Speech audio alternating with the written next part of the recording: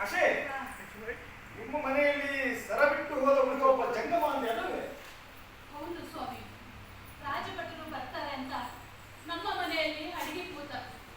ರಾಜಭಟರು ಬಂದು ಹೋಗೋ ತನಕ ಸುಮ್ಮನೆ ನಿಂತುಕೊಂಡಿದ್ದ. ಆಮೇಲೆ ಆ ಸರವನ್ನು ನಮ್ಮ ಮನೆಯಲ್ಲೇ ಬಿಟ್ಟು ಓಡಿ ಹೋದ. ಪ್ರಭುಗಳಿಗೆ ಈಗ ಖಾತ್ರಿಯಾಗಿರಬೇಕು. ಅಶೇ, ನೀನು ಹೊರ ಹಿರಿ ಪಂಡಿತರೆ, ಏಕೆ ಅವಸರ? ಆಕೆ ಹೇಳಿದ್ದು ಜಂಗಮ ಸರವನ್ನು ಆಕೆಯ ಮನೆಯಲ್ಲಿ ಬಿಟ್ಟ. ಅದು ಸಾವಂತ್ರಿಯ ಮನೆಗೆ ಹೇಗೆ ಬಂತು? ಪ್ರಭು, ಕಾಶಿ, ನಿಮ್ಮ ಮನೆಯಲ್ಲಿ ಸರ ಕದ್ದ ಹುಡುಗ ಕಾವಿ ಬಟ್ಟೆ ತೋರಿಸಿದವೇ? ಹೌದು ಸ್ವಾಮಿ. ಪ್ರಭು, ಈಗಾಗಲೇ ಗೊತ್ತಾಯ್ತೆ. ಕಾಶಿ, ನೀನು ಹೊರ ಜಾಸ್ತಿ ಹೋಗ್ಬೇಕು. ಕಾಶವ,